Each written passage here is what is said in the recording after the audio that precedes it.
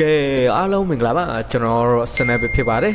ကျွန်တော်ဗီဒီယိုလေးတော့ဒီနေ့ Flying for Framework ပေါ့နော်ကျွန်တော်တို့ Framework တွေကိုပြန်ပြီးတော့တွားယူရမယ်ဖြစ်ပါတယ်ကျွန်တော်အတောင်ပံတွေပါတာပေါ့နော်ကျွန်တော်တို့အမြင့်ဘယ်လောက်ထိပြန်နိုင်မလဲကျွန်တော်ဘာ Framework တွေယူနိုင်သွားမလဲဆိုတာအသိချင်ကျွန်တော်ဗီဒီယိုလေးကိုစောင့်ကြည့်တော့ပြကြပါဦးခင်ဗျာပြီးတော့ကျွန်တော်ဗီဒီယိုလေးကိုကြိုက်တယ်ဆိုရင် Like and Subscribe လေးနိုင်တော့ပြကြပါဦးကဲLet's go guys Okay တပည့်ချမ်းသူ fly နဲ့နှခါခုံရင်အိုးရပြီပေါ့နော်ကဲဒါနဲ့ရပြီဆိုကျွန်တော်ဘယ်လိုပြန်ဆင်းရမှာတော့ဟာ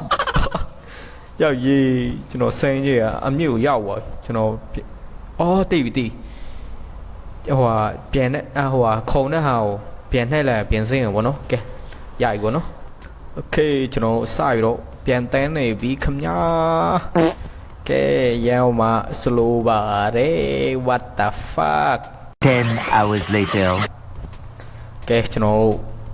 common area ရောက်ပါပြီဟုတ်ပါရောအဆောက်တွေနဲ့ oh my god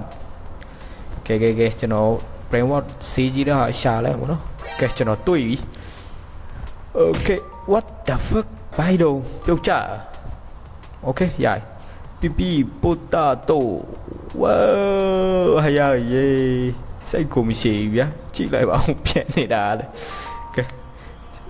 နောက်ဆုံးတော့ရောက်လာပြီပေါ့နော်ကဲ yes fat brain what ကဲကျွန်တော်တို့ flight upgrade လုပ်ရပါဘောနော် speed ကျွန်တော်ပတ်စံတိတ်မရှိတော့ plus ဝယ်နေပဲကျွန်တော်တို့ကဲLet's go Ray area ရောက်ခါနီးပြီပေါ့နော်ကျွန်တော်ဟိုးပေါ် eBay ရှိဗျ Ray eBay ကဲကျွန်တော်ရောက်ပါပြီခင်ဗျာ